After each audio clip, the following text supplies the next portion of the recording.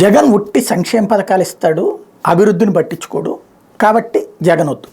ఇది తెలుగుదేశం, జనసేన లేదా వాళ్ళ అనుకూలమైనటువంటి విభాగాలు మాట్లాడేటువంటిది. బాగుంది.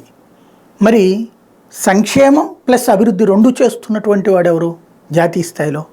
నరేంద్ర మోడీ.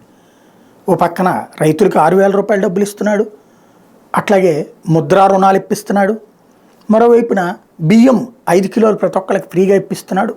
ఇది మాత్రమే చేస్తున్నాడు సంక్షేమం కాదే. దేశంలో భారీ ఎత్తున హైవేలు వేస్తున్నాడు, గ్రీన్ హైవేలు తీసుకొస్తున్నాడు, ప్రపంచంలో ఆర్థిక పరిస్థితిని అగ్రభాగానికి తీసుకెళ్ళాడు. ఇంకా లెక్క చెప్పాలంటే మొదటిసారి గ్రీన్ బడ్జెట్ రూపకల్పన చేశాడు. నారీ శక్తి వందన్ అభియాన్ చట్టానికి ఆమోదం తీసుకొచ్చాడు, చట్టపరమైనటువంటి మార్పులు తీసుకొచ్చాడు.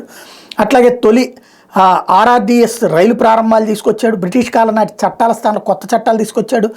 అట్లాగే రైల్వేల విద్యుదీకరణ చేసుకొచ్చాడు, హైవేస్ పెద్ద ఎత్తున ఎక్స్పాండ్ చేసుకొస్తున్నాడు, ఇన్ఫ్రాస్ట్రక్చర్ భారీగా తీసుకొస్తున్నాడు.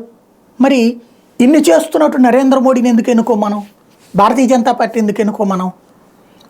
జగను అభివృద్ధి చేయట్లేదు కాబట్టి ఆయన ఓడకూడదు, ఉట్టి సంక్షేమం చేస్తున్నాడు కాబట్టి. చంద్రబాబు నాయుడు అభివృద్ధి చేస్తాడేమో అని చేద్దాం. ఆయన 20 ఏళ్ల నుంచి 14 ఏళ్ళు ఆయన ఉన్నాడు, 21 ఏళ్ళ నుంచి తెలుగుదేశం ఉన్నా లేనటువంటి అభివృద్ధి ఇప్పుడు ఆయన చేస్తాడని నమ్మి ఓటేద్దాం. బట్ ఆల్రెడీ చేస్తూ ఉన్నటువంటి భారతీయ జనతా పార్టీ మాత్రం మనకొద్దు, నరేంద్ర మోడీ మాత్రం వద్దు.